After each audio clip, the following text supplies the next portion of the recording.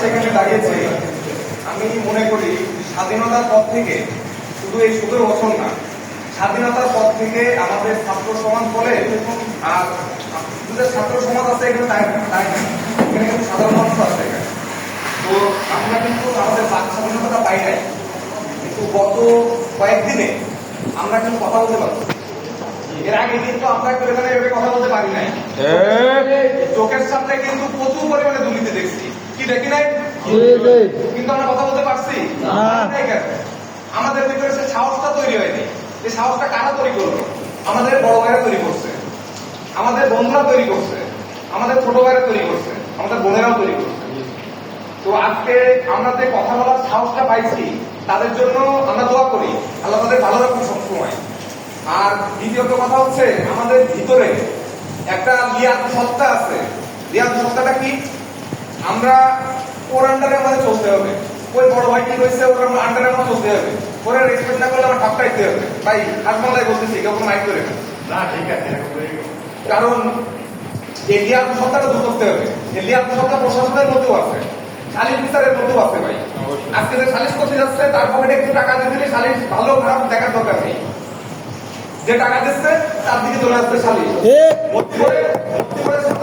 মারা খাচ্ছে। ভাই আমরা এই জায়গায় প্রতিবাদ করবো। ভাই আমরা তাদের একটা দুর্নীতি হইলে ওরা যে কথাটা বলবো যে আমরা হাত পা চালাবো, এটা না। ভাই আমরা তারা বুঝাবো, আমরা তার সাথে সমন্বয় করবো।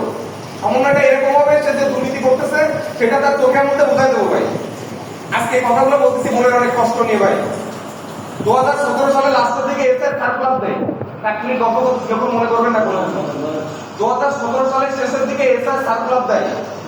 সেখানে মাঠ পর্যায়ে আমি এবং আমার বন্ধু মুরাদ যাই এবং আরো অনেকে যাই, সামনের পর থেকে বললাম এই জন্য। সেখানে গিয়ে দেখি মুক্তিযোদ্ধার জন্য একটা লাইন, আলাদা অন্য শ্রেণীর জন্য একটা লাইন, আর আমাদের মতো সাধারণ শিক্ষার্থীদের জন্য একটা লাইন। এবং তাদের জন্য আলাদা লাইন কেন হবে? ভাই তারা তো মানুষ। আমার রক্ত যদি বেরোয়, এটা কি লাল নাকি অন্য কালার? তাদের থেকে কেন তাদের আলাদা লাইন কেন হবে? আমরা যখন রিটেন পরীক্ষা দিই তাদের জন্য এক মার্ক, আমরা যারা মানে সাধারণ শিক্ষার্থী তাদের জন্য এক মার্ক। এটা তো হইতে পারে না। ভাই এই বৈষম্যটাই দূর করছে আমাদের মুক্ত ভাই, আমাদের শান্তির ভাই। আমরা আমার এলাকাটারে, আমার পরিবার থেকে শুরু করি। আমার পরিবারে সব থেকে বড় সমস্যা কি? আমার পরিবার কি করে? ভাই আমার পরিবার জাহান্নাম। আমার পরিবার জাহান্নাম বললে কি আমি তাই করবো না? আমার পরিবারের সাথে আমার নীতি আদর্শের কোনো মিল থাকবে না। ভাই আমার বাপ যদি খারাপ হয়, আমার বাপ খারাপ হলে কি আমারই খারাপ হতে হবে? আমি পারি না আমার দেশটারে, আমার পরিবারটারে, আমার এলাকাটারে ভালো করতে? আমরা আমার পরিবার থেকে আন্দোলন শুরু করবো। ভাই এই জায়গায় পরিবার থেকে কত প্রতিবাদটা করবো। আমার বাজারে আজকে অনেক সমস্যা, কিন্তু আমি মুখে বলতে পারি না। কেন? আমার মনের ভিতরে একটা লিয়াদ সত্তা, ভয় সত্তা কাজ করে। ভাই এই ভয় আর পাই না, এই ভয় আর নেই। আর আমার আশা আপনারা কেউ পাবেন না। আমরা সবাই একত্রিত ভাবে, সবাই মুষ্টিবদ্ধ হয়ে আজকে এখানে প্রতিজ্ঞা করবো। ভাই যে আমরা অন্যায়ের সাথে বিন্দু মাত্র আপোষ করবো না। যেখানে অন্যায় আমরা সেখানে প্রতিবাদ করবো, এবং সেই প্রতিবাদের ভাষাটা হবে শৃঙ্খল এবং সৃজনশীল। একটা দিন আজকের পর থেকে একটা দিন মানুষের সাথে লিয়াজুলিতি করবো না। ভাই আমরা কখনো কোন নেতা হোক, কোন হোক, আমরা কাউকে ভাই করি না। আমরা আমাদের আমরা সমাজটাকে সুন্দর করে করবো। ভাই আজকে যদি এলাকায় কোনো দুস্থ হসপিটালে যে সুন্দর সেবা না পাই, যার যে পাশে আছে, যার যেখান থেকে সুবিধা দরকার, আমরা সেভাবে তার সুবিধা দেবো। আজকে সে যদি সঠিক চিকিৎসা না করতে পারে, দরকার হলে আমরা কিছু দেবো। ভাই দরকার হলে আমরা বাচ্চার কালেকশন করবো। ওই বাচ্চা তাদের আন্ডারে থেকে আমরা ওই যাবো না। ভাই কেন পারবো না? আমাদের ভিতরে কি জোর কম?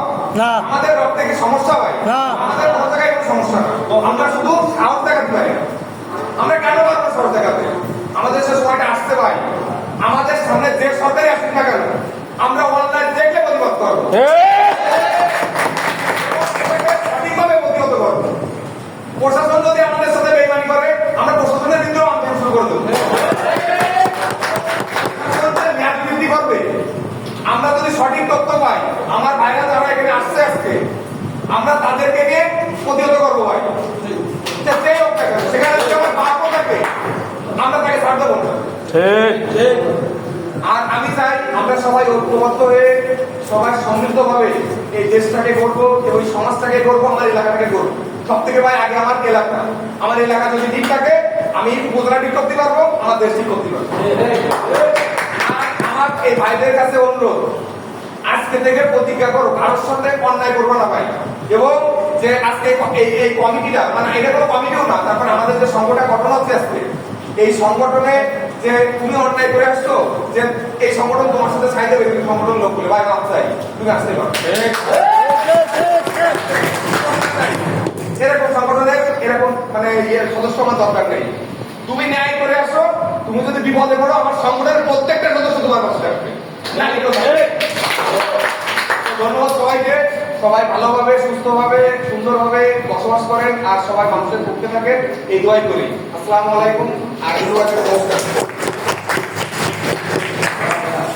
ভাই। আলোচনা আর মনে হয় দীর্ঘায়িত করবো না। এখন মনে হচ্ছে আমাকে যে নীতি নৈতিকতা, আমার বন্ধু বন্ধুরা যেটা বলে গেল ভাই, এই নীতি নৈতিকতার মধ্যে যদি আপনার মনে হয় না আপনি এই নীতি নৈতিকতার মানুষ, আমাদের সংগঠনে থাকবেন। যদি মনে হয় না আপনি এই নীতি নৈতিকতার মধ্যে নেই, বা আপনার অত্যন্ত ফ্রেন্ড, আপনি যদি মনে করেন না ওরে ওর যে নীতি নৈতিকতা ওরে এই সংগঠনে আনা যায়, আমাদের এই সংগঠনে আনবেন এবং আমাদের লক্ষ্য আমাদের এই সংগঠন অনেক দূর আগে যাবে এবং সামনে অনেক ভালো ভালো কাজে আমরা সমাজে দেখাই দেবো, আমরা এলাকায় দেখাই দেবো যে আমরা তরুণ, আমরা যারা যৌবন, এই যৌবনের ভার আছে, এই যৌবনের নিভাই রাখা সম্ভব না। আমরা এর মধ্য থেকে আমরা লোকজন সিলেক্ট করবো, করে আমরা একটা কমিটি করে আপাতত একটা সাংগঠনিক যে কাঠামো সেটা আমরা প্রাথমিকভাবে একটা পেশ করে পরবর্তীতে আপনাদেরকে জানাবো। আলোচনার মাধ্যমে আমরা সেই সংগঠনটা পূর্ণ একটা রূপ দিব এবং আমাদের পরিকল্পনা অনেক ভাই, আপনাদের আমাদের সাথে থাকতে হবে এবং এই উন্নয়নমূলক কাজে এবং দেশকে আগায় নেওয়ার জন্য আমাদের বিকল্প নাই। এই বলে আমি আমার আজকে সব বক্তব্য শেষ করতেছি। তবে খুব শীঘ্রই আমাদের কমিটির প্রাথমিক যে ফসলটা আমরা করবো সেটা আপনাদের জানাই। আর একটা আমরা আমাদের আমাকে সংগঠনে যারা থাকবেন, আমাদের এলাকা যে যে এলাকায় থাকেন সেই যে এলাকার সেনাবাহিনী বা প্রশাসনের নাম্বারটা প্রত্যেকে ফোনে রাখবেন, প্রত্যেক ভাইয়ের নাম্বার প্রত্যেকের কাছে রাখবেন। বিপদ আপদে একজনকে ফোন দিবে, সেটা সবাই ফোন দিয়ে নেবেন। এই দিক থেকে আন্তরিকতার জন্য কেউ কোনোদিন কম রাখে না ভাই। আর অন্যায় যেখানে হবে সেটা ছোট হোক বড় হোক যে কোনো ভাবে যার উপরে হোক সবাই সবার জায়গা থেকে আন্দোলন করবেন এবং আমাদের একটা প্ল্যাটফর্ম এই জন্য আমাদের তৈরি করতে হবে যেন যে কেউ এসে আমাদের উল্টো পাল্টা কথা না বলতে পারে। আমাদের 50 বছর স্বাধীনতা হয়েছে, আমরা চোখ খুললে আমরা মুখ উঁচু করে আমরা কথা বলতে পারি না। এই পরিস্থিতির জন্য সামনের দিকে আর না হয়, এটা প্রত্যেকের জায়গা থেকে ভাই নিয়ে নিতে হবে। আমাদের দেশ আমাদের করতে হবে, এর কোনো বিকল্প নাই, এর কোনো হার নাই, পিছনে যাওয়ার কোনো অপশন নাই।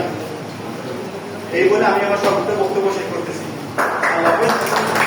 এই আন্দোলনে যেসব শহীদ, যেসব বাচ্চা মৃত্যুবরণ করেছে তাকে আত্মার মাগফিরাত কামনা করি ভাই।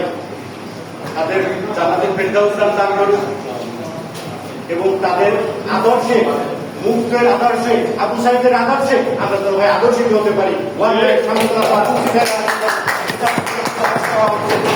আমি জানি না বঙ্গবন্ধুরা কেউ দেখলেন, তার বাদ থেকে আমি শুনেছি, কিন্তু 24 আমার ভাই বীর পর্যায়ে, মাঠ পর্যায়ে চোখে আঙুল দিয়ে জীবনকে দেখাই দিয়ে গেল আসলে সংগ্রাম কাকে বলে, স্বৈরাচারকে কিভাবে তারা অন্ধকার কিভাবে শুরু করতে হয়, এই তরুণ সমাজ দেখাই গেল। আমরা যদি এখনো না থাকি ভাই, সকাল হবে কবে? জাগতে হবে আমাদের, আমরা না জাগলে সকাল হবে না। প্রত্যেকদিন ভাই সুন্দর একটা সকাল, সুন্দর একটা দিন, সুন্দর একটা বছর আমরা পার করতে চাই এবং আমাদের সামনে প্রজন্মকে আমরা উজ্জ্বলিত আলো একটা সমাজ দিতে পারি। এটা আমাদের মনের প্রাণে ভাই ধারণ করেন। এই বলে আমি আমার